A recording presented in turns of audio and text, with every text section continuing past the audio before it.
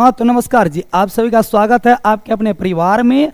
और आज हम लोग बात करने वाले हैं क्लास 10th में परावर्तन और अपवर्तन का जितना ऑब्जेक्टिव क्वेश्चन बनना चाहिए और जितना पूछा गया है क्वेश्चन, उन सारे प्रश्नों को आज हम लोग लगाने वाले हैं। लगभग आपको इसमें 90+ क्वेश्चन देखने को मिलेंगे।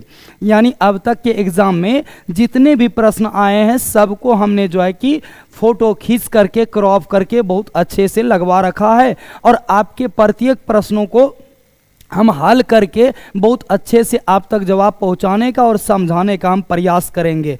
और यदि आपने लघु उत्तरीय प्रश्न यानी सब्जेक्टिव प्रश्न का वीडियो नहीं देखा है तो डिस्क्रिप्शन में लिंक दिया हुआ है, आप वहां से जाकर के आप जो है बहुत अच्छे से अपने लघु उत्तरीय प्रश्न को, सब्जेक्टिव प्रश्न को पूरा कर सकते हैं और ऑब्जेक्टिव को भी देख सकते हैं। चलिए शुरुआत करते हैं। आज का सबसे पहला प्रश्न हम लोगों के सामने होने वाला है कि आखिरकार फोकस दूरी, यहां पर पूछा गया है फोकस दूरी 20 सेंटीमीटर के अवतल दर्पण की वक्रता त्रिज्या कितनी होगी, ये जरा सा बतलाइए।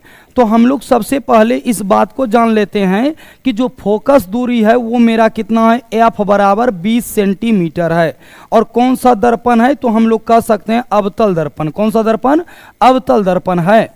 फोकस दूरी अगर f 20 सेंटीमीटर है तो r बराबर सूत्र होता है f गुना 2 या तो 2f होता है। यानी अगर फोकस दूरी f 20 सेंटीमीटर है तो इसका सूत्र बन जाता है r का 2f हो जाता है। यानी 2 गुना 20 करेंगे तो ये हम लोगों का 40 सेंटीमीटर आ जाएगा। किस में आ जाएगा? 40 सेंटीमीटर हम लोगों का उत्तर हो जाएगा, जो कि ऑप्शन के हिसाब से ऑप्शन नंबर आपका सी क्या हो जाएगा? सही हो जाएगा। ये 2024 के फर्स्ट सिटिंग एग्जाम में पूछा गया प्रश्न है। आप लोग इस वीडियो को जितना ज़्यादा से ज़्यादा हो सके शेयर करें और जितना से ज़्यादा बार हो सके आप अपने लिए ज़रूर देखें, क्योंकि ये सारे के सारे प्रश्न आपको एग्जाम में पूछे गए मिलेंगे। चलिए अगला सवाल बढ़ते हैं। अगला सवाल कहता है कांच की एक समांतर पट्टिका पर श्वेत किरण तिरछी आपतित होती है, निम्नांकित में कौन प्रथम अपवर्तन के साथ घटित होगा। ये भी 2024 का प्रश्न है और ये भी आपको प्रश्न पूछे गए हैं फर्स्ट सिटिंग में, यानी प्रथम पाली में पूछा गया है। तो हम लोग कहेंगे विचलन होता है। जैसे ही कांच की समांतर पट्टिका पर श्वेत प्रकाश पड़ेगा वैसे ही उसका क्या होगा? अपवर्तन होगा। क्या होगा? अपवर्तन होगा। यानी प्रकाश एक माध्यम से दूसरे माध्यम में जाएगा, वो अपने पथ से मुड़ जाएंगे, विचलित हो जाएंगे। अगला क्वेश्चन कहता है किसी वस्तु का अवतल दर्पण द्वारा बना प्रतिबिंब आभासी, सीधा तथा वस्तु से बड़ा पाया गया तो वस्तु की स्थिति कहाँ होनी चाहिए। जब आप अवतल दर्पण में वस्तु को फोकस के अंदर रखेंगे, यानी फोकस और ध्रुव के अंदर रखेंगे, तो ही आपको जो है आभासी प्रतिबिंब वस्तु से बड़ा और सीधा प्राप्त होगा। तो यहाँ कहता है वक्रता केंद्र से बाहर नहीं, मुख्य फोकस तथा वक्रता केंद्र के बीच नहीं, वक्रता केंद्र पर नहीं, दर्पण के ध्रुव तथा मुख्य फोकस के बीच में अगर वस्तु को रखा जाए तो इसका आभासी प्रतिबिंब और वस्तु से बड़ा प्रतिबिंब लिया जा सकता है। चलिए अगले प्रश्न में बढ़ते हैं। अगला प्रश्न आता है फोकस दूरी 10 सेंटीमीटर के अवतल दर्पण द्वारा उत्पन्न आवर्धन धनात्मक होगा यदि वस्तु की दूरी का मान है। तो सबसे पहले हम लोग कहेंगे फोकस जो है f बराबर कितना दिया है? 10 सेंटीमीटर दे रखा है। कितना सेंटीमीटर? 10 सेंटीमीटर दे रखा है। अब क्वेश्चन में कहा जा रहा है कि अगर 10 सेंटीमीटर होगा, ठीक है, 10 सेंटीमीटर अगर फोकस दूरी होगा तो उत्पन्न आवर्धन धनात्मक होगा यदि वस्तु दूरी का मान डैश होगा। तो हम लोग कहेंगे 10 से अगर अधिक होगा तभी जो है आपको उसका प्रतिबिंब जो है बना हुआ जो आवर्धन होगा उसका आपको मान धनात्मक मिलेगा।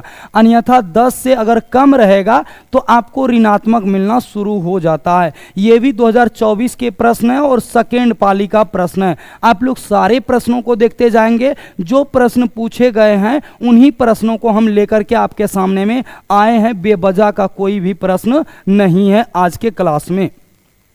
चलिए अगला प्रश्न कहता है फोकस से ध्रुव की ओर आने पर अवतल दर्पण में आवर्धन का मान होता है या मान है, यह कैसा मान होता है, घटता है, बढ़ता है या अचर रह जाता है, इनमें से कोई नहीं होता है, ये आपको बताना है। तो इसमें जो है कि हम लोग देख पा रहे हैं 2024 का सेकेंड पाली का ये भी प्रश्न पूछा गया है। ये भी प्रश्न क्या है, पूछा गया प्रश्न है। तो इन प्रश्नों को भी लगाने का हम लोग प्रयास करेंगे। तो इसमें हम लोग कहेंगे क्या होता है, बढ़ता है। इसमें क्या होता है, बढ़ता है। और इन चीज़ों को हम फिर से रिपीट करेंगे, देखते हैं। 10 से इसमें अधिक नहीं, 10 से कम होगा। 10 से कम होगा तब धनात्मक होगा, 10 से अगर अधिक होगा तो ऋणात्मक हो जाएगा। इसमें आपका फोकस का मान क्या होगा, बढ़ेगा। फोकस का मान क्या होगा, बढ़ेगा। अगले प्रश्न में बढ़ते हैं। अगला प्रश्न कहता है कि एक अवतल दर्पण के प्रधान अक्ष पर चलती चींटी का प्रतिबिंब सीधा तथा बढ़ता जा रहा है, चींटी की गति की दिशा है। तो अब समझना है बात को। अगर किसी दर्पण में, अवतल दर्पण में प्रधान अक्ष पर एक चींटी चलती जा रही है, किसकी ओर जा रही है, तो यहाँ अक्ष पर चलती जा रही है। अब इधर से चल रही है कि इधर से चल रही है ये निश्चित नहीं है, लेकिन जैसे ही उसका प्रतिबिंब बनता है वो सीधा बनता है। और चींटी की गति की दिशा ही बताना है आपको, बढ़ता जा रहा है। तो फोकस से वक्रता केंद्र की ओर ये नहीं होगा, ये उल्टा हो जाएगा। जैसे ये हम दर्पण बना लेते हैं, अगर मेरा यहाँ पर ध्रुव है, ये मेरा जो है एफ है, और यहाँ पर मेरा अगर सी है, ये अनंत है, तो अगर जैसे ही आपका चींटी जो है इधर आएगा तो प्रतिबिंब घटता हुआ चला जाएगा। तो हम लोगों से अगला कहता है फोकस से ध्रुव की ओर। जी हाँ, फोकस से ध्रुव की ओर जा रहे हैं, इसीलिए प्रतिबिंब उनका बढ़ता जा रहा है। तो बी नंबर ऑप्शन हम लोगों का सही हो जाएगा। फोकस से किसकी ओर, ध्रुव की ओर जा रहे हैं वो चींटी। ठीक है, चलिए अगले प्रश्न में बढ़ते हैं। कहता है यदि अवतल दर्पण का निचला आधा भाग टूट जाए तो प्रतिबिंब कहता है कैसा बनेगा, हमेशा सीधा बनेगा, हमेशा कैसा बनेगा, सीधा बनेगा, आधा बनेगा, और कहता है कम तीव्र बनेगा। यानी कहने का अर्थ है यदि आपका दर्पण जो है अवतल दर्पण, वो बिल्कुल का बिल्कुल क्या हो जाए, आधा हो जाए। आधा का मतलब बीच से टूट जाए तो क्या होगा, तो हम लोग कहेंगे कम तीव्र बनेगा। यानी कि प्रतिबिंब का जो आकार होगा वो कम तीव्र होगा। ठीक है, कैसा होगा, कम तीव्र होगा। ये भी सेकंड पाली का प्रश्न है। चलिए अगला देखते हैं। वायु का निरपेक्ष अपवर्तनांक वास्तव में होता है, यानी वायु का निरपेक्ष अपवर्तनांक वास्तव में ओरिजिनल में कितना होता है, तो हम लोग कहेंगे 1 से अधिक होता है। 1 से कितना होता है, अधिक होता है। वायु का निरपेक्ष अपवर्तनांक जो है वो 1 से क्या होता है, अधिक होता है। चलिए अगले प्रश्न में बढ़ते हैं। अगला प्रश्न कहता है निम्नलिखित में किसका अपवर्तनांक सबसे कम होता है, तारपीन के तेल का, बेंजीन का, पानी का, केरोसिन का, किसका अपवर्तनांक सबसे आपको बताना है कम होता है, तो हम लोग कहेंगे पानी का। किसका अपवर्तनांक सबसे कम होता है, पानी का अपवर्तनांक सबसे कम होता है। कृपया करके आप लोग जो है वीडियो को ज़्यादा से ज़्यादा शेयर कीजिए, क्योंकि ये बहुत ही ज़बरदस्त वीडियो होने वाला है। सारे प्रश्न एग्जाम में पूछे गए हैं, एग्जाम में पूछा हुआ प्रश्न जितना है उन्हीं सारे प्रश्नों को हमने सेलेक्ट किया है, और अन्यथा जो भी प्रश्न नहीं पूछे गए उन पर हमने थोड़ा कम काम किया है। ठीक है, जो पहले पूछा गया उन पर हमने अधिक काम किया है। चलिए अगला सवाल लेते हैं। एक प्रकाश किरण एक समतल दर्पण पर लंबवत आपतित होती है, परावर्तन कोण का मान होगा। यानी कहता है एक समतल दर्पण पर लंबवत रूप में एक प्रकाश की किरणें आपतित होती है। प्रकाश की किरणें क्या होती है, आपतित होती है। तो बताइए परावर्तन का कोण का मान कितना होगा। अगर ऐसे आएगा तो ऐसे जाएगा। परावर्तन का ये नियम है, अगर ये आपका सतह है, अगर ये सतह पर इस तरीके से पड़े, इस तरीके से पड़े तो वो इस तरीके से निकलेगा, लेकिन जो इस तरीके से पड़ेगा, लंबवत पड़ेगा, वो लंबवत ही निकल जाएगा। इसका मतलब परावर्तन का कोण जो होगा वो 0 डिग्री होगा। कितना डिग्री होगा, 0 डिग्री होगा। यानी परावर्तन का कोई भी मान नहीं निकलेगा कोण का, क्योंकि वो आया था लंबवत तो जाएगा लंबवत ही, और जाएगा लंबवत तो कोण का मान वहां पर कुछ भी नहीं होगा, अर्थात 0 होगा। अगला प्रश्न, अवतल लेंस द्वारा प्राप्त प्रतिबिंब कैसा होता है। अवतल लेंस के द्वारा आप कैसा प्रतिबिंब प्राप्त कर सकते हैं, तो हम लोग कह सकते हैं अवतल लेंस के द्वारा जो प्रतिबिंब बनता है वो केवल और केवल आपका आभासी प्रतिबिंब बनेगा। कैसा प्रतिबिंब बनेगा? आभासी प्रतिबिंब बनेगा। ये 12 नंबर का आपका आंसर हो जाएगा। आभासी भी, अच्छा देख लेते हैं, आभासी भी होगा और सीधा भी होगा और छोटा भी होगा, इसका मतलब डी नंबर हो जाएगा, इनमें से सभी होगा। इनमें से क्या होगा? सभी हो जाएगा। तो 12 का हम लोग आंसर क्या बोलेंगे?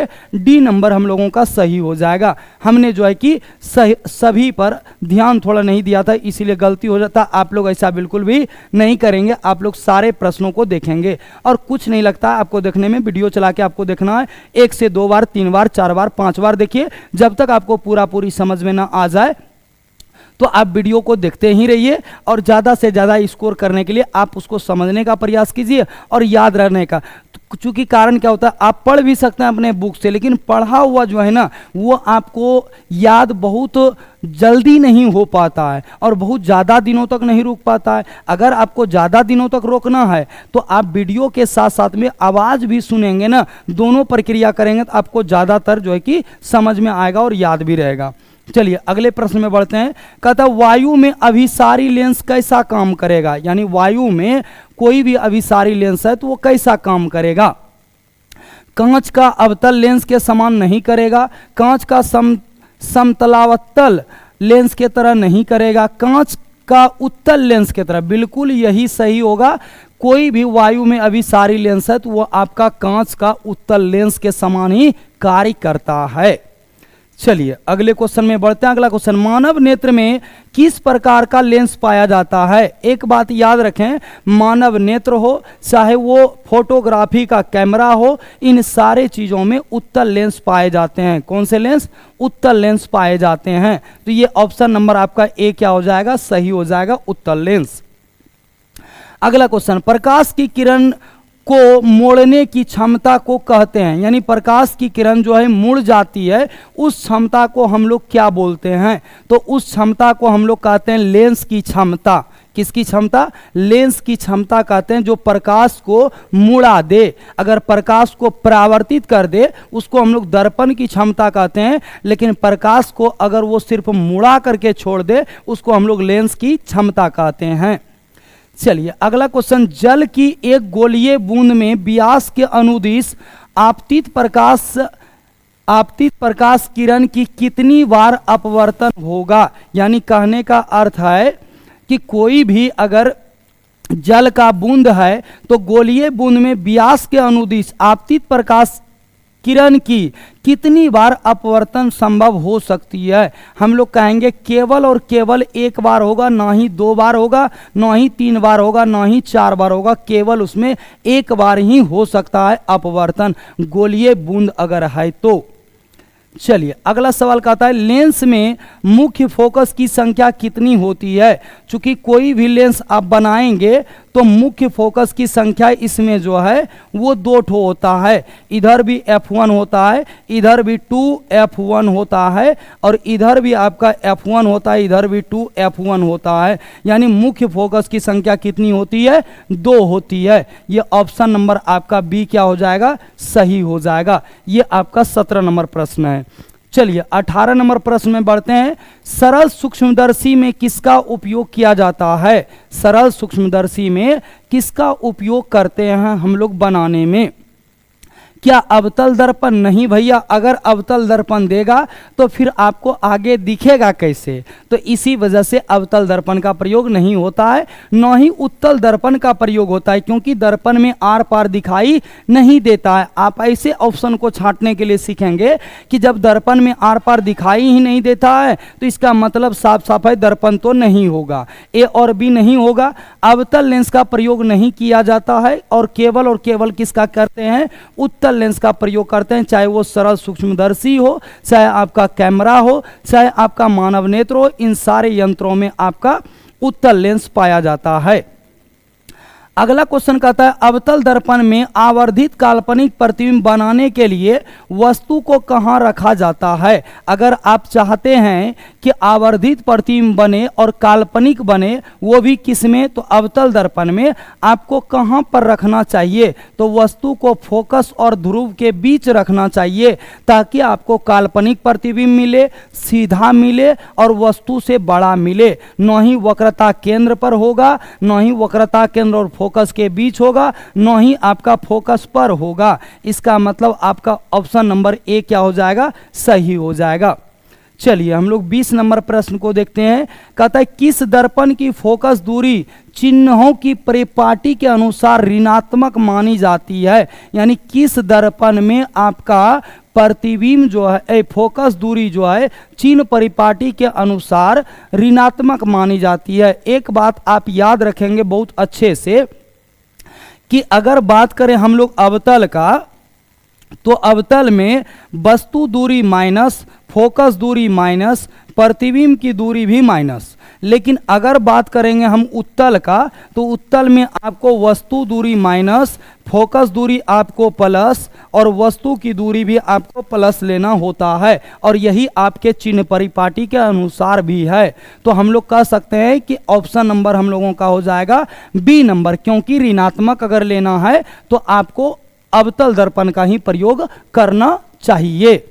चलिए अगले सवाल में बढ़ते हैं। अगला सवाल कहता है निम्नलिखित में से किस लेंस को अपसारी लेंस कहते हैं। देखिए निम्नलिखित में से किस लेंस को हम लोग अपसारी लेंस कहते हैं। तो अवतल लेंस को अपसारी लेंस कहते हैं। कौन से लेंस को, अवतल लेंस को अपसारी लेंस कहते हैं। और साथ ही साथ अगर बात करें हम लोग उत्तल लेंस को, तो उत्तल लेंस को हम लोग अभिसारी लेंस कहते हैं। कौन सा लेंस कहते हैं, अभिसारी लेंस कहते हैं। ये दो चीजें आपको कंफर्म रूप से याद रखना है कि अवतल लेंस को अपसारी लेंस और उत्तल लेंस को अभिसारी लेंस हम लोग कहते हैं। चलिए अगले क्वेश्चन की ओर बढ़ते हैं। अगला कहता है एक अभिसारी किरण पुंज समतल दर्पण पर आपतित होती है, परावर्तित किरण पुंज होगा। यानी कहने का अर्थ इसमें साफ साफ भाषा में कह रहा है, वीडियो आप लोग जितना चाहें उतना ज़्यादा से ज़्यादा शेयर करें, ताकि मेरा भी मोटिवेशन बना रहेगा और हर दिन आपके लिए हम ऑब्जेक्टिव या तो सब्जेक्टिव प्रश्नों को लेकर के आते रहेंगे और करवाते रहेंगे। यहां पर कह रहा है कि अभिसारी किरण पुंज समतल दर्पण पर आपतित होती है, परावर्तित किरण पुंज कैसा होगा आपको बताना है। तो हम लोग कहेंगे परावर्तित किरण पुंज कैसा होगा, अभिसारी होगा, न अपसारी होगा न समांतर होगा। इनमें से कोई नहीं तो नहीं होगा। आपका बी नंबर ऑप्शन क्या हो जाएगा, सही हो जाएगा। चलिए अगले क्वेश्चन की ओर बढ़ते हैं। किसी समतल दर्पण द्वारा आवर्धन होता है, किसी भी समतल दर्पण द्वारा आवर्धन आपका +1 होता है, न ही -1, शून्य भी नहीं होता है। और ये आपका इनमें से कोई नहीं तो नहीं होगा। यानी 23 नंबर का आपका आंसर हो जाएगा ए नंबर, जो कि +1 आवर्धन को निरूपित करेगा समतल दर्पण। अगला क्वेश्चन, निम्नलिखित में से किस दर्पण द्वारा किसी वस्तु का आभासी प्रतिबिंब मिल सकता है। चलिए देखिए, आपको मिलने का एक बात याद रखेंगे, समतल में हर हमेशा आभासी बनता है और उत्तल में तो एक कंडीशन बनता है जो कि आभासी ही बनता है, और अवतल में आपका आभासी और वास्तविक दोनों बनता है। और ये प्रश्न आपको 2023 के एग्जाम में सेकेंड पाली में पूछा गया प्रश्न है। तो हम लोग कहेंगे इनमें से सभी, इनमें से सभी हो जाएगा। प्रश्न संख्या आपका 24 है, आप देख लेंगे, इनमें से सभी आपका उत्तर होगा। 25 नंबर का था आकाश का नीला रंग होना किस परिघटना का परिणाम है। आकाश का रंग जो है वो नीला दिखाई देता है, किस कारण से दिखाई देता है नीला, आपको ये बताना है। क्या परावर्तन होता है, नहीं भैया, परावर्तन तो आसमान में नहीं होता है। अगर बात करें अपवर्तन तो नहीं होता है, पराकिरणन होता है। अब पराकिरणन किसको कहते हैं, तो हम लोग कहेंगे प्रकाश की किरण, प्रकाश की किरण, प्रकाश की किरण किसी कण पर, किसी कण पर या धूल कण पर पड़कर, कण पर क्या होकर, पड़कर चारों दिशाओं में या चारों ओर फैल जाते हैं। प्रकाश के फैलने की इसी घटना को प्रकाश का प्रकीर्णन कहते हैं। प्रकाश के फैलने की इसी घटना को प्रकाश का प्रकीर्णन कहते हैं। चलिए अगला सवाल में बढ़ते हैं। विरल माध्यम से सघन माध्यम में जाती हुई किरण मुड़ जाती है। देखिए ये 23 में भी है और 24 में भी है। अगर हम इस तरीके से एक चित्र लेते हैं समझने के लिए, और ये मेरा विरल माध्यम हो और ये मेरा सघन माध्यम हो, तो अगर विरल माध्यम से, क्या बोल रहा है, सघन माध्यम में जाती है, अगर विरल माध्यम से कोई प्रकाश की किरण आती है तो उसको इस तरीके से जाना चाहिए था, लेकिन वो क्या होता है, अपने अभिलंब की ओर क्या होती है, मुड़ जाती है। तो यहाँ अभिलंब की ओर मुड़ जाती है, ये बात सही है। अभिलंब से दूर हट जाती है, नहीं। इसी में ठीक उल्टा अगर केस होगा कि सघन से विरल में जाएगा तब वो अभिलंब से दूर हटेगा, और अगर विरल से सघन में आएगा वो दूर नहीं हटेगा बल्कि उसकी ओर मुड़ जाएगा। तो ये आपका ऑप्शन नंबर ए सही हो जाएगा, बी सही नहीं है, सी भी सही नहीं है और डी भी आपका सही नहीं है। चलिए अगले प्रश्न को लेते हैं। निम्नलिखित में से किस लेंस की फोकस दूरी धनात्मक होती है? एक बात आप हमेशा याद रखना कि किस लेंस की फोकस दूरी धनात्मक होती है, तो आपको दिया गया ऑप्शन में जो है उत्तल लेंस, ये आपका सही आंसर होगा, क्योंकि इसका फोकस दूरी धनात्मक और इसका फोकस दूरी ऋणात्मक होता है, और इसमें हम लोग बात नहीं करेंगे। क्यों नहीं करेंगे? क्योंकि इनमें से कोई नहीं, और समतल अवतल है उसमें बात नहीं करेंगे। ये आपका आंसर हो जाएगा, लेकिन जानकारी के लिए इसका मान माइनस होता है, इसका मान प्लस होता है, और हमसे प्लस पूछा गया था, इसीलिए उत्तल लेंस सही आपका जवाब हो जाएगा। चलिए अगला क्वेश्चन कहता है, चिन्हों की निर्देशांक परिपाटी में धनात्मक फोकस दूरी होती है, 23 में ही पूछा गया है। तो हम लोग कहेंगे अगर चिन्ह परिपाटी बनाते हैं उसके अनुसार उत्तल लेंस का फोकस दूरी धनात्मक होता है, और साथ ही साथ जो है उत्तल दर्पण का भी फोकस दूरी धनात्मक होता है और अवतल दर्पण का नहीं होता है, तो ऑप्शन नंबर आपका सी सही हो जाएगा, ए और बी दोनों, सॉरी डी नंबर सही हो जाएगा आपका, ए और बी दोनों, ए और बी क्या दोनों हो जाएगा। चलिए अगला क्वेश्चन लेते हैं। निर्देशांक चिन्ह परिपाटी में सभी दूरियां मापी जाती है, कहां से भैया मापा जाएगा? यानी अगर आप चिन्ह परिपाटी या तो प्रणाली बना रहे हैं तो आपको सभी दूरियां कहां से मापना चाहिए? तो सभी दूरियों को आपको ध्रुव से मापना चाहिए। किससे मापना चाहिए? ध्रुव से मापना चाहिए। ऑप्शन नंबर आपका क्या हो जाएगा? बी नंबर सही हो जाएगा। अगला क्वेश्चन, सघन माध्यम के विरल माध्यम में गमन करने पर आपतन कोण आई का मान 0, अपवर्तन कोण आर का संबंध क्या होता है? कहेंगे आर का मान जो है वो आई से बड़ा होगा, आई से क्या होगा? बड़ा होगा। ऑप्शन नंबर सी आपका सही हो जाएगा। चलिए बढ़ते हैं अगला क्वेश्चन, कहता है निम्न में से कौन सा पदार्थ लेंस बनाने में प्रयोग नहीं किया जाता या प्रयुक्त नहीं किया जा सकता है? देखिए इसमें साफ साफ है, मिट्टी का आप प्रयोग नहीं कर सकते हैं लेंस बनाने में। यानी लेंस बनाने में किसका प्रयोग नहीं किया जाता है? ये कई बार प्रश्न आ चुका है, ये 12 में और 17 में भी पूछा जा चुका है क्वेश्चन। तो आप जो है लेंस बनाने में मिट्टी का प्रयोग नहीं कर सकते हैं। चलिए प्रश्न संख्या हम लोगों का 32 है। एक उत्तल लेंस की क्षमता 1 डायोप्टर है, तो उस लेंस की फोकस दूरी कितनी होगी? अगर बात करेंगे 1 डायोप्टर अगर है तो इसका P है, यानी क्षमता है, हमको चाहिए फोकस, और P बराबर सूत्र होता है 100/F सेंटीमीटर में, और 1/F हम लोग कह सकते हैं मीटर में। 1/F किस में बोल सकते हैं?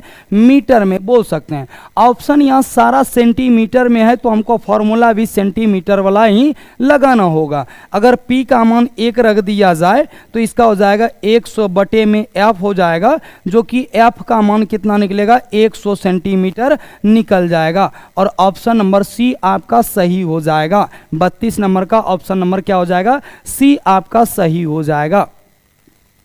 चलिए अगले क्वेश्चन में बढ़ते हैं। कहता है किसी बीम का वास्तविक तथा समान साइज का प्रतिबिंब प्राप्त करने के लिए बीम को उत्तल लेंस के सामने कहां रखा जाना चाहिए? तो वस्तु कहां रख सकते हैं? फोकस पर रख सकते हैं। वस्तु को कहां रख सकते हैं? फोकस पर वस्तु को रखा जा सकता है, जिससे कि आपको प्रतिबिंब प्राप्त क्या होगा? समान साइज का प्रतिबिंब प्राप्त होगा। चलिए अगले प्रश्न में बढ़ते हैं। अगला प्रश्न कहता है हम लोगों का कि आखिरकार किसी गोलीय दर्पण तथा किसी पतले गोलीय लेंस दोनों की फोकस दूरियां या दूरियां 15 सेंटीमीटर माइनस है, दर्पण तथा लेंस संभवतः है। यानी कहने का अर्थ है कि कोई लेंस है कोई दर्पण है, दोनों की फोकस दूरियां माइनस में 15 सेंटीमीटर है। तो आखिरकार आप बताएं कि वो क्या है, आखिर कौन सा लेंस है कौन सा दर्पण है। तो हम लोग कहेंगे दोनों का दोनों अवतल लेंस या अवतल दर्पण होगा, अवतल दर्पण होगा या अवतल लेंस होगा, क्योंकि इन्हीं दोनों का फोकस दूरी ऋणात्मक होता है। चलिए अगले प्रश्न की ओर बढ़ते हैं। अगला प्रश्न कहता है प्रकाश के अपवर्तन के कितने नियम होते हैं। प्रकाश के अपवर्तन के 2 नियम होते हैं। अगर बात करें प्रकाश के अपवर्तन का 2 नियम, प्रकाश का अगर परावर्तन पूछेगा तो हम लोग इसमें भी कहेंगे 2 नियम होता है। लेकिन इसके पहले नियम के बारे में तो कोई दिक्कत नहीं, लेकिन इसके दूसरे नियम को स्नेल का नियम भी कहा जाता है। किसका नियम? स्नेल का नियम भी कहा जाता है। और याद रखेंगे इसमें जो है आपतन कोण परावर्तन कोण दोनों आपस में बराबर होते हैं, लेकिन अपवर्तन के नियम में आपका आपतन कोण की जया यानी साइन आई और साइन आर जो है इसका अनुपात एक नियतांक होता है। अर्थात मान लिया जाए म्यू होता है, म्यू बराबर साइन आई बटे साइन आर कहेंगे।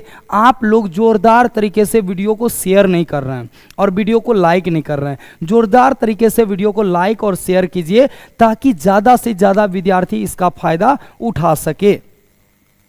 चलिए हम लोगों का अगला क्वेश्चन आ जाएगा 35 के बाद 36 नंबर। 35 के बाद कितना नंबर? 36 नंबर हम लोगों का अगला प्रश्न हो जाएगा। और अगला प्रश्न अब की बार क्या कहता है ये सुनिए। और पहले इसका ये स्टाइल तो आप लोग देखिए कितना बार एग्जाम में पूछा गया है, कितना बार एग्जाम में पूछा गया है, जरा सा वो तो आप लोग समझने का प्रयास कीजिए कि आखिरकार इतना बार एग्जाम में प्रश्न आया है। 12 के कंपार्टमेंटल में आया हुआ क्वेश्चन है।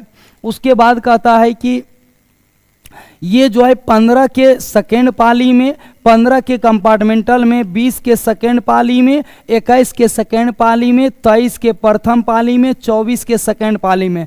क्या इसका गारंटी है कि 26 में ये क्वेश्चन नहीं पूछा जाएगा और नहीं बनेगा? प्रश्नों को देखने से ही आप लोग भांप सकते हैं, लगा सकते हैं अनुमान, ये प्रश्न बन सकते हैं कि नहीं बन सकते हैं। कहता है प्रकाश के परावर्तन के कितने नियम होते हैं? तो भैया प्रकाश के परावर्तन के 2 नियम होते हैं। इसके दूसरे नियम को हम लोग स्नेल का नियम भी कहते हैं। दूसरे नियम को किसका नियम कहते हैं? स्नेल का नियम भी कहते हैं। चलिए प्रश्न संख्या लेते हैं हम लोग को कितना नंबर? 37 नंबर। 37 कहता है सरल सूक्ष्मदर्शी में किसका उपयोग किया जाता है? ये बार बार क्वेश्चन जो रिपीट हो रहा है, 25 में भी आया हुआ प्रश्न है। इसको हम लोग याद रखेंगे कैमरे में, जिससे अभी जो है क्लास आपका चल रहा है, उस कैमरे में मानव के नेत्र में अगर कहें सूक्ष्मदर्शी में तो इन सारे यंत्रों में लगा होता है उत्तल लेंस। कौन सा लेंस लगा रहता है? उत्तल लेंस लगा रहता है। ऑप्शन नंबर आपका डी सही हो जाएगा। ये दर्पण तो होगा ही नहीं और लेंस अवतल तो होगा ही नहीं, तो कौन सा हो जाएगा? उत्तल लेंस हो जाएगा। चलिए अगला क्वेश्चन कहता है हम लोगों से किसी माध्यम के अपवर्तनांक का मान क्या होता है? 15 के सेकेंड पाली, 19 के कंपार्टमेंटल, 21 के सेकेंड पाली, 23 का फर्स्ट पाली। यानी इतना बार पूछा गया है। किसी माध्यम का अपवर्तनांक जो होता है n बराबर, या तो आप कह सकते हैं म्यू बराबर, वो आपका साइन आई बटे साइन आर होता है। साइन आई बटे क्या होता है? साइन आर होता है। तो ऑप्शन नंबर ए आपका क्या हो जाएगा? सही हो जाएगा। ऑप्शन नंबर ए क्या हो जाएगा? सही हो जाएगा। आइए प्यारे साथियों बढ़ते हैं अगले प्रश्न में। अगला प्रश्न कहता है कि एक उत्तल लेंस होता है, एक उत्तल लेंस होता है सभी जगह समान मोटाई का? नहीं भैया, ऐसा नहीं है। बीच की अपेक्षा किनारों पर मोटा होता है? ये भी नहीं है। किनारों की अपेक्षा बीच में मोटा होता है? यस सर, यही इसका सटीक जवाब हो जाएगा, सही उत्तर हो जाएगा सी नंबर। क्योंकि जब आप चित्र देखेंगे उत्तल लेंस का कुछ इस प्रकार से और आप अवतल का बनाएंगे तो कुछ इस प्रकार से अवतल का आ जाएगा, तो अवतल जो है किनारों की अपेक्षा वो बीच में पतला होता है, लेकिन ये वाला जो है आपका किनारों की अपेक्षा बीच में क्या होता है, मोटा होता है। चलिए अगले क्वेश्चन में बढ़ते हैं। अगला क्वेश्चन कहता है अवतल लेंस का आवर्धन m बराबर होता है, यहां पर देखिए 13 में, 20 में, 21 में, 21 में और आपका 23 में। इतना बार क्वेश्चन पूछा गया। अब कब विश्वास करेंगे आप, किस पर विश्वास करेंगे? अगर आपको यहाँ पर विश्वास नहीं हो रहा है, इस वीडियो में विश्वास नहीं हो रहा है, तो फिर आपको कहाँ पर विश्वास होगा?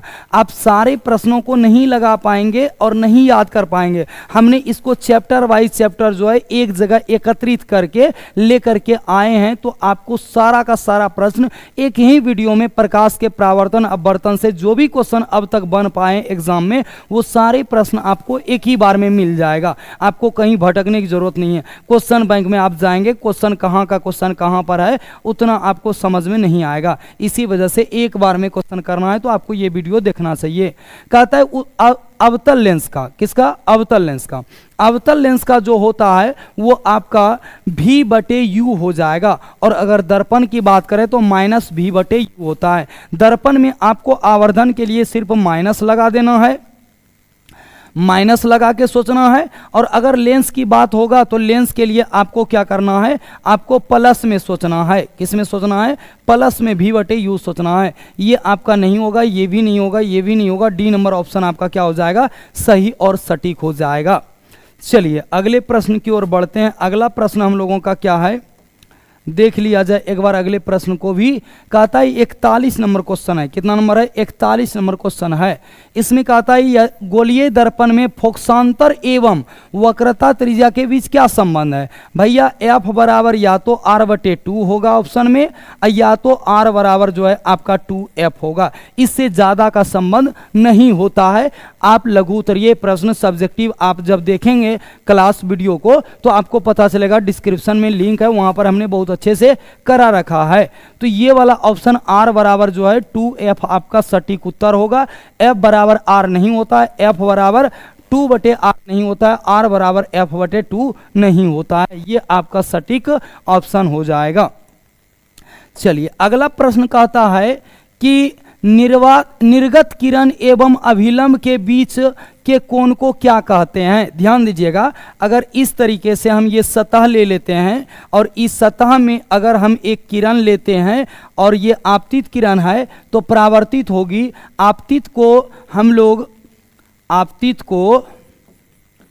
आपतित को आने वाली किरण कहते हैं, लेकिन जो परावर्तित हो रही है ना, इसको परावर्तित भी बोलते हैं, या तो हम लोग निर्गत भी इसी को कहते हैं। कौन सा? निर्गत किरण भी इसी को कहते हैं। और इसके और लंब के बीच जो बनने वाला कोण होता है, इस वाले कोण को परावर्तन कोण कहते हैं, इस वाले को अपवर्तन कोण कहते हैं। तो ऑप्शन में कहता है आपतन कोण है, नहीं। क्या ये परावर्तन कोण है? तो यस सर, परावर्तन कोण है, क्योंकि इसके बीच का कोण पूछा गया था। चलिए अगले प्रश्न में बढ़ते हैं। अगला प्रश्न कहता है हम लोगों से कि 1 मीटर फोकस दूरी वाले उत्तल लेंस की क्षमता कितनी होगी? तो इसका दिया गया है 1 मीटर। क्या दिया है भैया? फोकस दूरी दिया है। अगर हमको P चाहिए यानी क्षमता चाहिए तो इसका हो जाएगा 1/F, यानी 1/F के जगह पे 1 मीटर रखेंगे। ये फाइनली उत्तर आपका 1 ही मीटर बन के आएगा। कितना मीटर आएगा? 1 ही मीटर आपका फाइनली उत्तर बन के आएगा। ये सही हो जाएगा, आपका ऑप्शन नंबर बी सही हो जाएगा। ऑप्शन नंबर बी क्या हो जाएगा? सही हो जाएगा। चलिए अगले सवाल की ओर बढ़ते हैं। अगला सवाल है किस दर्पण द्वारा प्रतिबिंब सीधा एवं छोटा बनता है? किस दर्पण के द्वारा प्रतिबिंब सीधा एवं छोटा बनता है? तो ये आंसर हो जाएगा हम लोगों का उत्तल दर्पण। चूंकि इसमें एक ही कंडीशन से प्रतिबिंब बनने का काम होता है, इसलिए हम लोग कहेंगे उत्तल दर्पण आपका सही हो जाएगा। उत्तल दर्पण क्या हो जाएगा? सही हो जाएगा। उत्तल दर्पण क्या हो जाएगा? सही हो जाएगा। चलिए अगला प्रश्न हम लोग लगाते हैं। अगला प्रश्न क्या है वो देखते हैं जरा सा। अगला प्रश्न हम लोगों का हो जाएगा, कहता है समतल दर्पण द्वारा बना प्रतिबिंब हमेशा कैसा होता है। एक बात जान लीजिए, समतल दर्पण के द्वारा बना प्रतिबिंब जो होता है वो हर हमेशा आपका कैसा होता है, तो हम लोग कहेंगे काल्पनिक होता है। कैसा होता है? काल्पनिक होता है, जो कि 15 में है, 16 में है और 23 में है। हम कहते हैं कब आप लोग मेहनत कीजिएगा, सारे के सारे प्रश्न पूछे गए हैं और सारे प्रश्न पूछे हुए कराने की जिम्मेदारी हमारी है। आप मेहनत तो खाली कीजिए और बस क्लास में बने तो रहिए, आपको सारे प्रश्न आएंगे और सारे प्रश्न सीखेंगे आप। चलिए अगले क्वेश्चन की ओर बढ़ते हैं। अगला क्वेश्चन कहता है कि किसी वस्तु का आवर्धित प्रतिबिंब बनता है। किसी वस्तु का अगर आपको आवर्धित प्रतिबिंब पाना है तो वो बनता है, हम लोग कहेंगे अवतल दर्पण से बनता है। किससे बनता है? अवतल दर्पण से बनता है। अगला क्वेश्चन हो जाएगा हम लोगों का सवाल नंबर 47। सवाल नंबर कितना? 47। काल्पनिक प्रतिबिंब हमेशा होता है, तो भैया काल्पनिक प्रतिबिंब हम हर हमेशा कैसा होता है? सीधा होता है। काल्पनिक प्रतिबिंब हर हमेशा कैसा होता है? सीधा होता है मेरे भाई, सीधा होता है। चलिए अगला प्रश्न हम लोग बढ़ेंगे। अगला प्रश्न कहता है कि निम्न में से किस दर्पण की फोकस दूरी धनात्मक होती है? उत्तल दर्पण की फोकस दूरी धनात्मक होती है। अवतल का अगर फोकस दूरी बात करेंगे तो अवतल का फोकस दूरी ऋणात्मक होता है, जबकि उत्तल का फोकस दूरी क्या होता है? उत्तल का फोकस दूरी आपका धनात्मक होता है। उत्तल का फोकस दूरी क्या होता है? धनात्मक होता है। चलिए अगले सवाल में बढ़ेंगे। अगला सवाल कहता है कि हजामत बनाने के लिए किस दर्पण का प्रयोग किया जाता है या प्रयोग किया जाता है? यहाँ देखिए 15 में, 16 में, 21 में, 22 में, 24 में।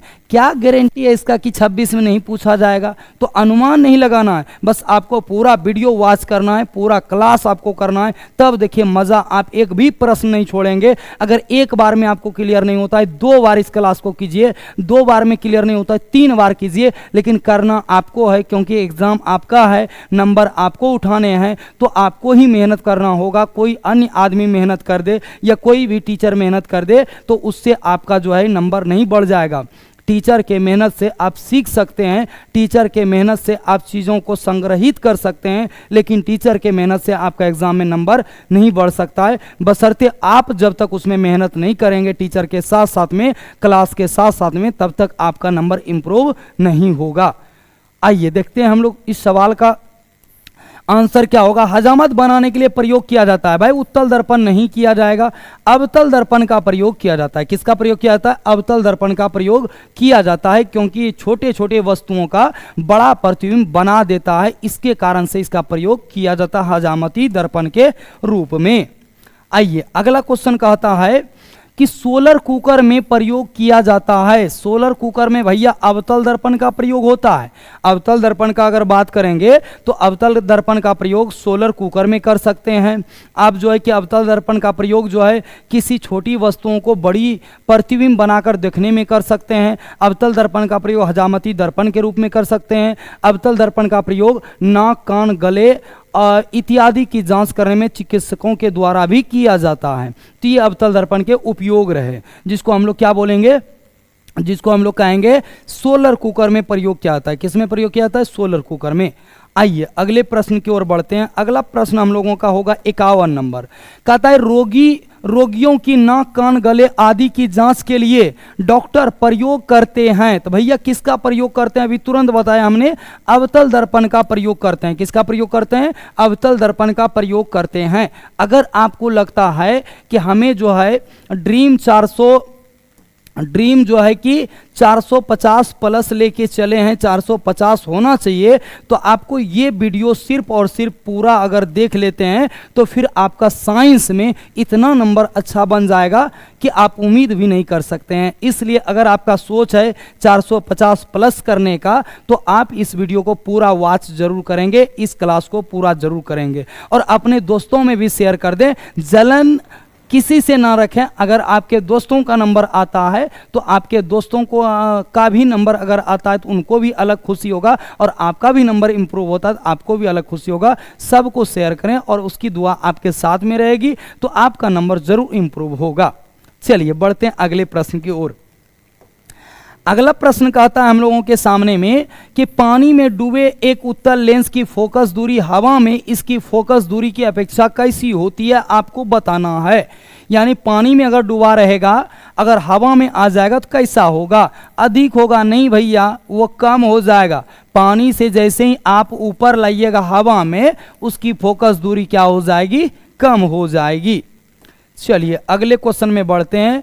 अगला क्वेश्चन कहता है किस लेंस का उपयोग दीर्घ दृष्टि दोष को संशोधित किया जा सकता है। यानी किस लेंस का उपयोग कर आप दीर्घ दृष्टि दोष को दूर कर सकते हैं। हालांकि अभी दीर्घ दृष्टि आप लोगों को बतलाए नहीं है, जैसे ही अगला चैप्टर हम लोग मानव नेत्र में जाएंगे दीर्घ दृष्टि को बहुत अच्छे से समझने का प्रयास करेंगे और सीखेंगे। देखिए, अगर आपको दूरदृष्टि दोष, दीर्घ को ही बोला जाता है क्या, दूरदृष्टि दोष, और अगर निकट रहेगा तो आप प्रयोग करेंगे अवतल का, और अगर दूर रहेगा तो प्रयोग करेंगे उत्तल का। भैया इसको दर्पण न समझें, इसको लेंस समझें। दर्पण अगर समझेंगे तो आगे देख ही नहीं पाएंगे, तो क्या आपका दोष दूर होगा कि और दोष बन जाएगा? क्योंकि अगर आप देखेंगे ही नहीं आगे तो दोष बन जाएगा, बल्कि मिटेगा नहीं।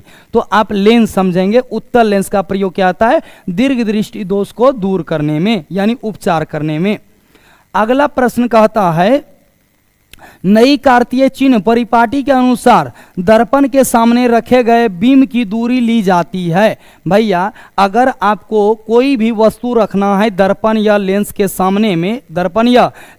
सामने में, तो उसकी दूरी आपको हर हमेशा ऋणात्मक लेना होगा। क्या लेना होगा, ऋणात्मक लेना होगा। चलिए अगले क्वेश्चन की ओर बढ़ते हैं। अगला क्वेश्चन हम लोगों का हो जाएगा 55 नंबर। निम्नलिखित में से किसी वस्तु का वास्तविक प्रतिबिंब कौन बना सकता है? कांच की पट्टिका बना सकती है? बिल्कुल भी नहीं। क्या उत्तल लेंस बना सकते हैं? तो उत्तल लेंस जो है वास्तविक प्रतिबिंब बनाते हैं। क्या अवतल लेंस बना सकते हैं? तो अवतल लेंस नहीं बना पाएंगे। ये आपका क्वेश्चन नंबर 55 है। क्वेश्चन नंबर कितना है, 55 है। और आप लोग भी उत्तर देने का प्रयास करेंगे। उत्तल लेंस आपका सही हो जाएगा, option number B. Option number B क्या हो जाएगा, सही हो जाएगा। चलिए अगला क्वेश्चन, उत्तल लेंस द्वारा आवर्धित काल्पनिक प्रतिबिंब तब बनता है जब वस्तु रहती है। उत्तल लेंस के द्वारा अगर आपको चाहिए कि वस्तु आपको सटीक चाहिए, वस्तु कैसा चाहिए, आपको सटीक चाहिए होगा, प्रतिबिंब काल्पनिक चाहिए होगा, तो आप कहां पर रखेंगे इस वस्तु को? अनंत पर नहीं रखेंगे। क्या आप फोकस और लेंस के बीच रखेंगे? जी हाँ, फोकस और लेंस के बीच ही वस्तु को रखा जाएगा, तब आप काल्पनिक प्रतिबिंब के हकदार होंगे। चलिए अगला क्वेश्चन कहता है हम लोगों से कि किसी बिंदु वस्तु से निकलकर किरणें किसी लेंस से अपवर्तित होकर किस बिंदु पर मिलती है उसे क्या कहते हैं? ध्यान दीजिएगा, आखिरकार कहता है किसी भी बिंदु वस्तु से निकलकर किरणें किसी लेंस से अपवर्तित होकर जिस बिंदु पर मिलती है उसे हम लोग क्या कहते हैं? तो भैया उसे प्रतिबिंब बिंदु के नाम से जानते हैं। किसके नाम से? प्रतिबिंब बिंदु के नाम से जानते हैं। चलिए अगले क्वेश्चन की ओर बढ़ते हैं। अगला क्वेश्चन हम लोगों का हो जाएगा क्वेश्चन नंबर 58। किसी शब्दकोश में पाए गए छोटे अक्षरों को पढ़ते समय आप निम्न में से किस लेंस का प्रयोग करना पसंद करेंगे, या आप किस लेंस का प्रयोग करेंगे? तो भैया अगर आपको छोटे अक्षर पढ़ने होंगे तो आप 50 सेंटीमीटर फोकस दूरी का अवतल लेंस लगा लीजिए। आपको पढ़ने में कभी भी दिक्कत नहीं होगा, कभी भी आपको दिक्कत नहीं होगा किसी भी छोटे अक्षरों को पढ़ने में। अगला क्वेश्चन, फोटोग्राफी कैमरा का अभिदृश्यक होता है। फोटोग्राफी जो कैमरा होता है उसका अभिदृश्यक होता है, यानी वस्तु की ओर वाले को अभिदृश्यक कहते हैं। जैसे ये कैमरा है, ये वस्तु की ओर अगर है तो आपका अभिदृश्यक है, और नेत्र की ओर अगर है तो इसको नेत्रिका बोलेंगे। क्या बोलेंगे? नेत्रिका कहेंगे। तो नेत्र की ओर वाले को नेत्रिका और वस्तु की ओर वाले को हम लोग अभिदृश्यक कहेंगे। वो किसका बना होता है? उत्तल लेंस का बना होता है। किसका बना होता है? उत्तल लेंस का बना होता है। चलिए अगले प्रश्न की ओर बढ़ते हैं। अगला प्रश्न कहता है प्रकाश तरंग का उदाहरण है। प्रकाश जो है वो किस तरंग का उदाहरण है? ये 2017 के कंपार्टमेंटल एग्जाम में पूछा गया है। किस में पूछा गया है? कंपार्टमेंटल एग्जाम में। एक बात आप बहुत अच्छे से याद रखेंगे, प्रकाश एक प्रकार की ऊर्जा है जिसमें द्वैत प्रकृति पाए जाते हैं। द्वैत प्रकृति का मतलब प्रकाश कण के तरह भी व्यवहार करता है और प्रकाश जो है किरण के तरह भी व्यवहार करता है। जिसमें हम लोग बात करेंगे प्रकाश जो है द्वैत प्रकृति के होने के साथ साथ प्रकाश एक चुंबकीय तरंग है जिसको हम लोग कहते हैं विद्युत चुंबकीय तरंग। क्या बोलते हैं? विद्युत चुंबकीय तरंग कहते हैं। प्रकाश विद्युत चुंबकीय तरंग है और प्रकाश वह कारक है जिसकी सहायता से हम आप किसी वस्तु को देख सकते हैं। चलिए अगले प्रश्न की ओर बढ़ते हैं। अगला प्रश्न है हम लोगों के सामने में कि दंत विशेषज्ञ किस दर्पण का उपयोग मरीजों के दांतों का बड़ा प्रतिबिंब देखने के लिए करता है। यानी कहने का साफ साफ अर्थ है कि अगर किसी दंत चिकित्सक के द्वारा प्रयोग किया जाता है, किसी दांत का छोटा दांत है उसका बड़ा प्रतिबिंब बनाने के लिए प्रयोग करता है, आखिर कौन सा दर्पण वो प्रयोग करेगा? तो हम लोग कहेंगे अवतल दर्पण प्रयोग करेगा, ताकि उससे जो है दंत चिकित्सक को उसका दांत बड़ा प्रतीत होगा और वो सटीक और सही इलाज कर पाएंगे। चलिए अगले क्वेश्चन की ओर बढ़ेंगे हम लोग। अगला क्वेश्चन हम लोगों का हो जाएगा क्वेश्चन नंबर 62। क्वेश्चन नंबर कितना? 62। लगभग 90 प्लस क्वेश्चन लेकर आए हैं। कौन सा लेंस अब अपसारी लेंस भी कहलाता है? तो भैया अवतल लेंस जो है ना, अवतल लेंस आपका अपसारी है। कौन सा लेंस है? अपसारी है। और अगर बात करें उत्तल लेंस का ना, तो उत्तल लेंस आपका अभिसारी है। उत्तल लेंस क्या है? अभिसारी है। ये अगर वीडियो आपको अच्छा लग रहा है तो वीडियो को जितना से जितना और ज़्यादा से ज़्यादा हो सके शेयर करना ना भूलें। और वीडियो अगर आपको किसी काम का लग रहा है तो वीडियो को लाइक कर दीजिए। और हाँ, जल्दी तो हम आपको बोलते नहीं हैं, अगर आप चैनल पर पहली बार आए तो चैनल को सब्सक्राइब जरूर कर लेंगे और ताकि घंटी का निशान भी ऑल पर कर लेंगे, ताकि आपको सारे चीज़ों का नोटिफिकेशन पहले मिलते रहेगा। तो ये अभिसारी, ये अवसारी। तो हमसे पूछा अवसारी लेंस, तो अवसारी लेंस कौन सा हो जाएगा? अवतल लेंस हो जाएगा। चलिए क्वेश्चन नंबर हम लोग चलेंगे 63 की ओर। यानी क्वेश्चन नंबर 63 का था एक प्रयोग में अवतल दर्पण द्वारा किसी बीम का प्रतिबिंब एक पर्दे पर प्राप्त किया जाता है। दर्पण की फोकस दूरी को निर्धारित करने के लिए प्रयोगकर्ता को मापने की जरूरत है। यानी एक जो है प्रयोग में अवतल दर्पण द्वारा जो है बीम का प्रतिबिंब जो है एक पर्दे पर प्राप्त किया जाता है। दर्पण की फोकस दूरी को निर्धारित करने के लिए प्रयोगकर्ता को क्या मापने की आवश्यकता है? तो हम लोग कहेंगे क्या मापने की आवश्यकता है? क्या इसको दर्पण तथा पर्दे के बीच की दूरी मापना चाहिए?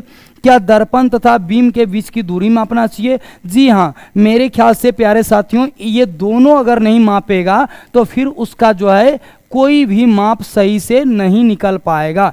इसलिए हम लोग कहेंगे सी नंबर ऑप्शन सही होगा। ए और बी दोनों, ए और बी क्या? दोनों हो जाएगा।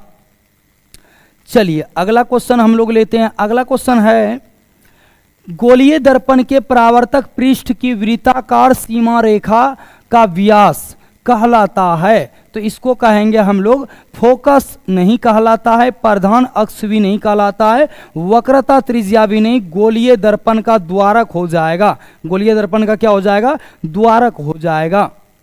चलिए अगला क्वेश्चन लेते हैं। अगला क्वेश्चन है हम लोगों का कि निम्नलिखित में से कौन उत्तल दर्पण की फोकस दूरी है जिसकी वक्रता त्रिज्या 32 है? तो हम लोग कहेंगे अगर वक्रता त्रिज्या 32 है तो आपको निकालना क्या है? प्लस में है, आपको निकालना क्या है? फोकस।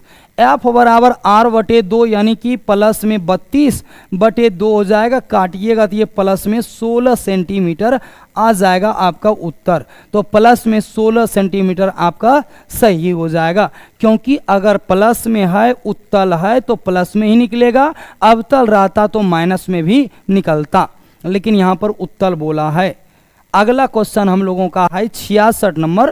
कहता है यदि किसी बीम का प्रतिबिंब का आवर्धन ऋणात्मक है तो उस प्रतिबिंब की प्रकृति क्या होगी। प्यारे साथियों, एक बात आप सब दिन याद रखना कि किसी भी वस्तु का प्रतिबिंब अगर आपका ऋणात्मक है आवर्धन तो समझिए वास्तविक है, और अगर धनात्मक है आवर्धन तो समझिए क्या है, काल्पनिक है।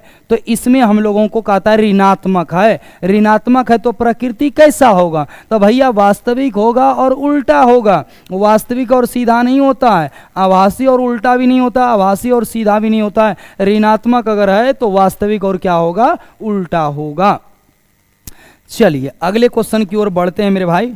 अगला क्वेश्चन जो है कि हम लोगों का हो जाएगा कौन सा, किसी लेंस, 67 नंबर हो जाएगा, किसी लेंस द्वारा उत्पन्न आवर्धन का एसआई मात्रक क्या होता है। तो उत्पन्न आवर्धन का एसआई मात्रक जो है वो कुछ भी नहीं होगा, क्योंकि आवर्धन जो है, आवर्धन वो एक प्रकार की मात्रक विहीन राशि है। मात्रक विहीन राशि 19, 21, 22 में पूछा है मात्रक विहीन राशि, क्योंकि आवर्धन का सूत्र होता है V/U। अब V भी आपका सेंटीमीटर में और U भी आपका सेंटीमीटर में, मतलब ये सेंटीमीटर सेंटीमीटर कट गया, V/U होगा, तो कुछ भी इसका मात्रक बचा क्या, नहीं बचा। इसीलिए हम लोग कहेंगे मात्रक विहीन होता है। कैसा होता है, मात्रक विहीन। चलिए अगला क्वेश्चन है कि निम्न में से किस लेंस की फोकस दूरी धनात्मक होती है। भैया उत्तल लेंस की फोकस दूरी क्या होती है, धनात्मक होती है, और अवतल लेंस की फोकस दूरी ऋणात्मक होती है। बढ़ते हैं अगले क्वेश्चन में। अगला क्वेश्चन कहता है कि 69 नंबर, किस दर्पण से हमेशा वस्तु से छोटा प्रतिबिंब बनेगा।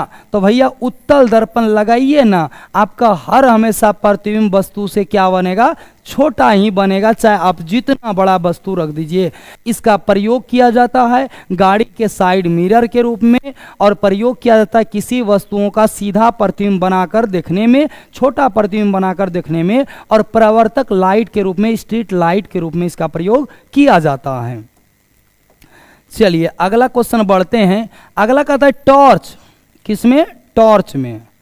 टॉर्च एवं वाहनों के अग्रदीपों यानी हेडलाइट्स में किस दर्पण का प्रयोग किया जाता है। तो टॉर्च का जो, ये टॉर्च अगर है तो टॉर्च का जो अगला वाला जो भाग होता है, कौन सा वाला, अगला वाला जो भाग होता है, अगर देखा जाए अगला वाला, ये वाला, तो ये आपका कौन सा होता है। और किसी भी गाड़ी का जो हेडलाइट होता है वो हेडलाइट में कौन सा दर्पण लगा रहता है। देखिए हेडलाइट में जैसे ही प्रकाश जलेगा, ये बल्ब है, जैसे ही प्रकाश जलेगा तो वो आपका इस तरीके से भगाना चाहिए प्रकाश को, इस तरीके से। अगर इस तरीके से भगा रहा है इसका मतलब अवतल दर्पण का प्रयोग किया जाएगा, ये भी प्रकाश इस तरीके से भगाना चाहिए। अगर इस तरीके से नहीं भगाएगा तो फिर आगे गाड़ी से दिखेगा कैसे, इसीलिए किसका प्रयोग किया जाता है, अवतल दर्पण का प्रयोग किया जाता है। ऑप्शन नंबर ए आपका सही हो जाएगा। चलिए क्वेश्चन नंबर बढ़ते हैं हम लोग, कौन सा, क्वेश्चन नंबर होगा 71। कौन सा होगा, 71। वाहनों के साइड मिरर के रूप में, अर्थात पीछे देखने के लिए, भैया जब जब पीछे देखेगा या साइड मिरर का बात होगा तो साइड मिरर के रूप में कौन सा दर्पण प्रयोग करेंगे हम लोग, उत्तल दर्पण का प्रयोग करेंगे, उत्तल दर्पण का प्रयोग होता है। चलिए अगला क्वेश्चन हम लोग लेते हैं। अगला क्वेश्चन कौन सा होगा, 72 नंबर। कहता है इनमें से कौन दर्पण का सूत्र है। तो भैया दर्पण का सूत्र होता है 1/f बराबर 1/v प्लस 1/u, यानी ऑप्शन नंबर के हिसाब से ए ही आपका सही हो जाएगा। 1/f बराबर 1/u और 1/v प्लस में है, तो ये आपका उत्तर नंबर ए क्या हो जाएगा, सही हो जाएगा। ना तो बी आपका सही होगा, ना तो डी सही होगा, ना तो आपका सी सही होगा। चलिए अगले क्वेश्चन में बढ़ते हैं। अगला क्वेश्चन कहता है कि लेंस में कितने फोकस होते हैं। ये आपने अगर शुरू से देख रखा है क्लास को तो ये आपके लिए छोड़ते हैं, और इस क्वेश्चन का जवाब हमको जो है आप कमेंट बॉक्स में क्या करेंगे, कमेंट करेंगे।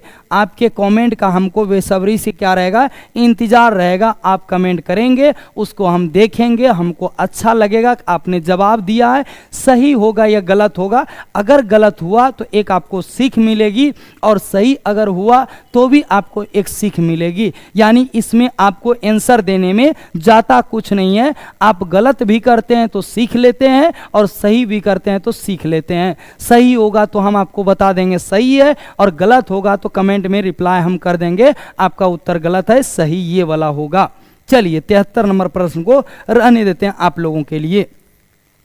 बढ़ते हैं, अगला क्वेश्चन कहता है लेंस की क्षमता का ऐसा मात्रक क्या है। ये भी प्रश्न आप लोगों के लिए ही छोड़ते हैं, आप लोगों के भरोसे कि आप लोग कमेंट बॉक्स में आंसर इसका जरूर कमेंट कीजिएगा। क्या होता है इसका एसआई मात्रक, ठीक है। इसका एसआई मात्रक हमने बता रखा है। लक्स तो नहीं होता है, अगर बात करें ल्यूमेन भी नहीं होता, एंगस्ट्रम भी नहीं होता है, तो कमेंट करके आप बताएंगे कि क्या होता है।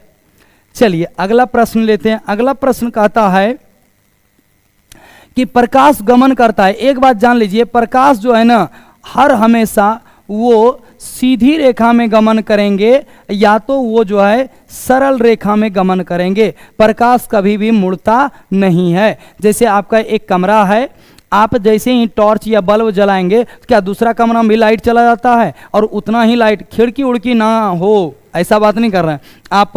वो थोड़ा दिमाग ये वाला नहीं लगा लेंगे कि नहीं मेरे रूम में तो खिड़की है, कुछ ना कुछ प्रकाश तो चल जाता है, ऐसा बिल्कुल भी नहीं है। अगर आपके कमरे में जो है पूरा खिड़की उड़की नहीं हो, अगर आप लगा देंगे बल्ब और जला देंगे तो क्या दूसरे रूम में चला जाएगा? नहीं जाएगा, क्योंकि वो मुड़ता ही नहीं है ना। इस वजह से ये सीधा चलता है, सीधे मार्ग में चलता है। तो हम लोग कहेंगे सीधी रेखा में। कौन सी रेखा में? सीधी रेखा में। और इसको भी नहीं छोड़ा गया, इसको भी पूछ लिया गया 2020 में। देखिए 2020 के सेकेंड पाली में इसको भी पूछ लिया गया क्वेश्चन को। बिना पूछा हुआ आपको एक भी प्रश्न मिलेगा ही नहीं मिलेगा इस वीडियो में, इस क्लास में, और सारे प्रश्नों को आप देखेंगे बहुत अच्छे से।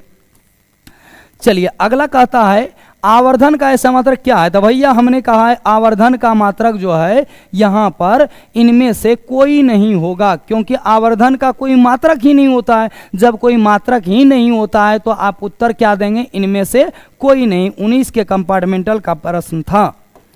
चलिए अगला प्रश्न कहता है उत्तल दर्पण के सामने एक वस्तु को रखा गया है जिसकी प्रतिबिंब की प्रकृति कैसी होगी। अगर उत्तल दर्पण के सामने रखा गया है तो सबसे पहला बात तो सुन लीजिए, वो काल्पनिक होंगे, सीधा होंगे और वस्तु से क्या होंगे? छोटा होंगे। ये उनका प्रतिबिंब का रवैया होगा, यानी प्रतिबिंब बनेगा।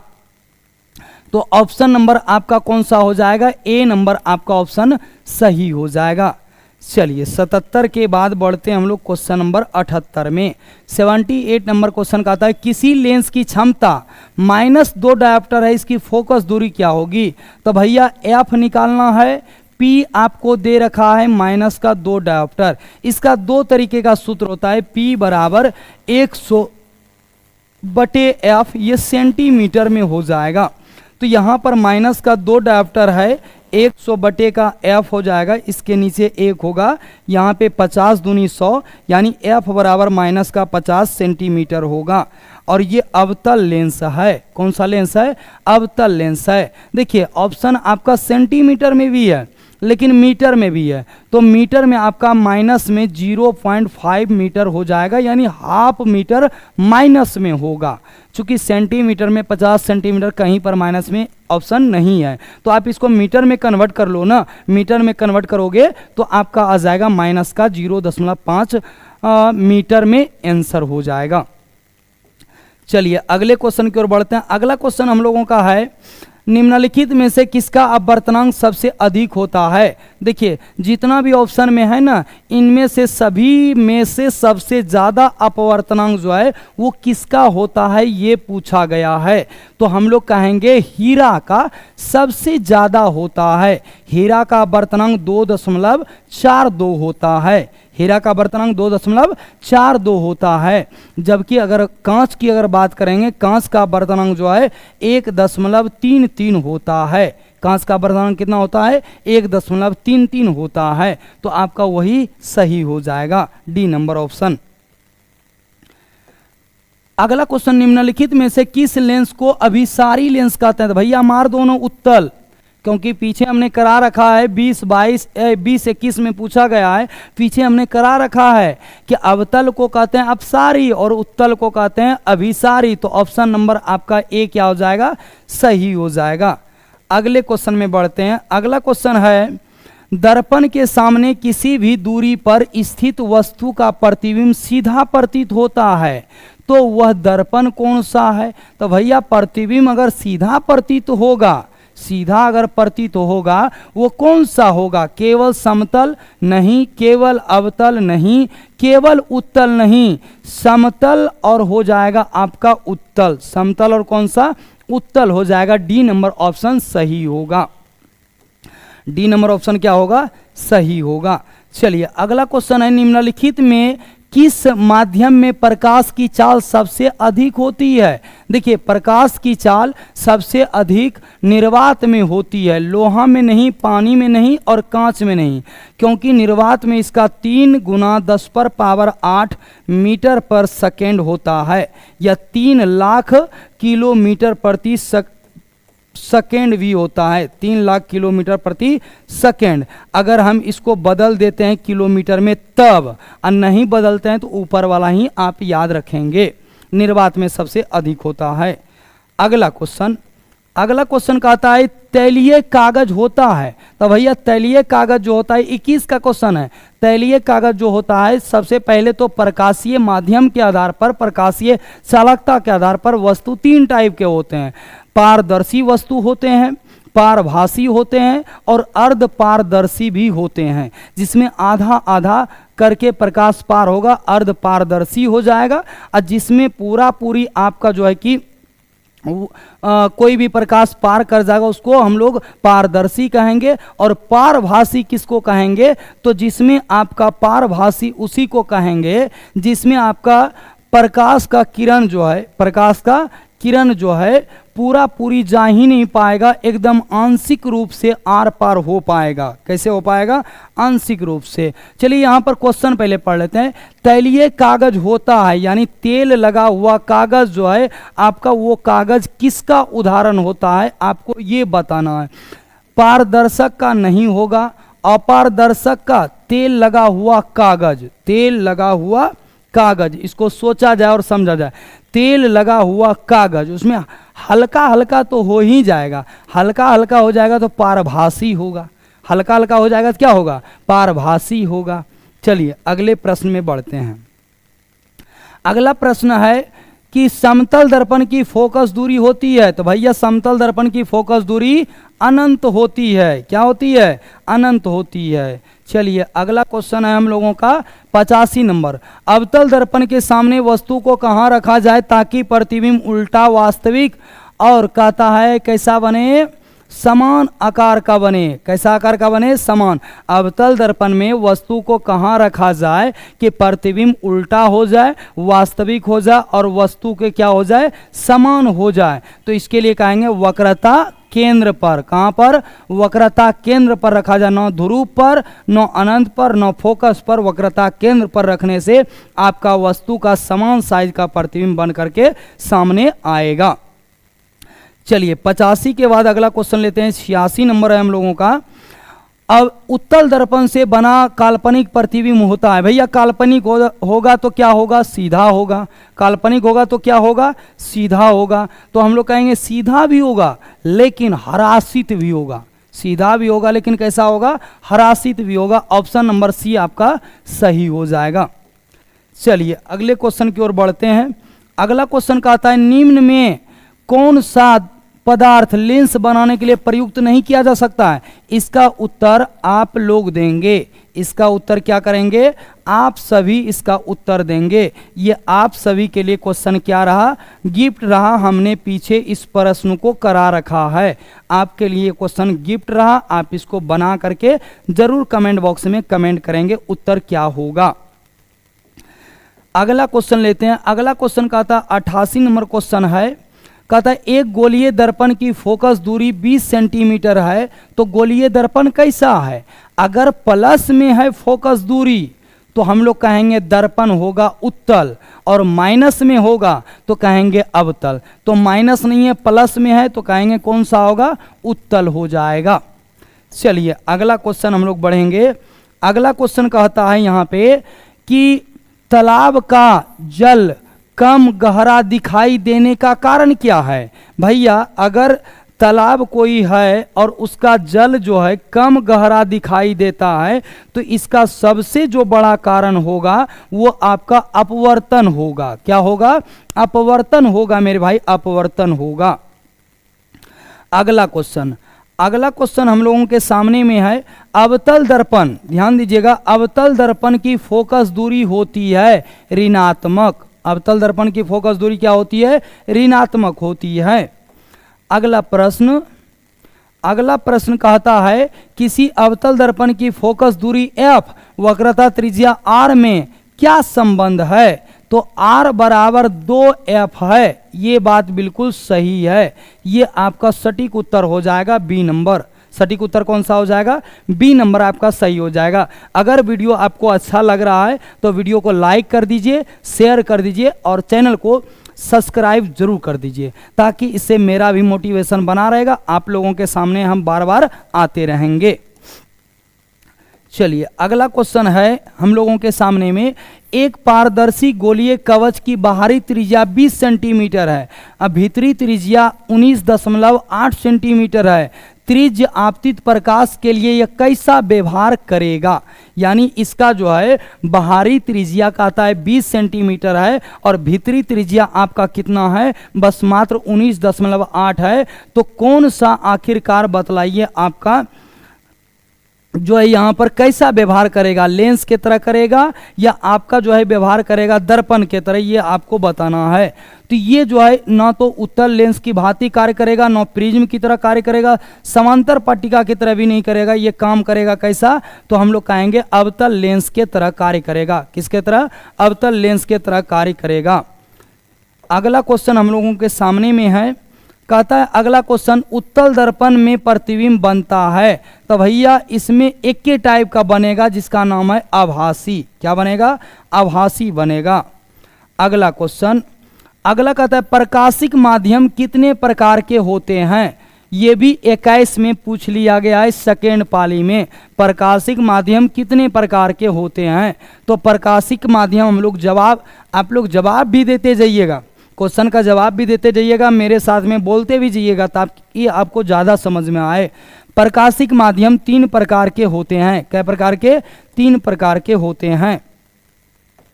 अगला क्वेश्चन है, यदि किसी बीम का प्रतिबिंब का आवर्धन ऋणात्मक है तो उस प्रतिबिंब की प्रकृति क्या होगी। ऋणात्मक है तो वास्तविक होगा और उल्टा होगा, वास्तविक और क्या होगा, उल्टा होगा। मेरे भाई अब जो है अगला प्रश्न हम लोगों का नहीं है, हम लोगों ने कुल प्रश्न किए कितने, तो हम लोगों ने कुल प्रश्न किए 95। कितने प्रश्न, 95 प्रश्न, जो कि क्लास 10th के अगर बात करेंगे हम लोग साइंस में तो ये प्रश्न रिपीटेड प्रश्न है, प्रत्येक साल प्रश्न पूछे गए हैं और बने हैं, इसलिए हम लोग कहेंगे इसको रिपीटेड प्रश्न है। और ये सारे के सारे क्वेश्चन कहाँ से थे, क्वेश्चन बैंक से थे, जिनको हम लोग PYQ के श्रेणी में भी रखते हैं। ये PYQ प्रश्न था। टोटल का टोटल 95 प्रश्न हम लोगों ने लगाया, जो कि 2 ही चैप्टर से था। कहा जाए तो इसे एक ही चैप्टर हुआ, प्रकाश का परावर्तन और अपवर्तन, ये एक ही चैप्टर से है, लेकिन अलग अलग करके सोचा जाए 2 चैप्टर से हमने कराया। दोनों से मिलता जुलता प्रश्न आता है, ज़्यादा से ज़्यादा प्रश्न बनते हैं भौतिकी में, और जो है कि साइंस के भाग में भौतिकी से ज़्यादा प्रश्न आपको देखने को मिल जाते हैं। तो वीडियो आपको कैसा लगा और क्लास आपको कैसा लगा, ये आप कमेंट बॉक्स में कमेंट जरूर करेंगे। और मिलते हैं फिर अगले वीडियो में, तब तक के लिए जय हिंद, जय भारत।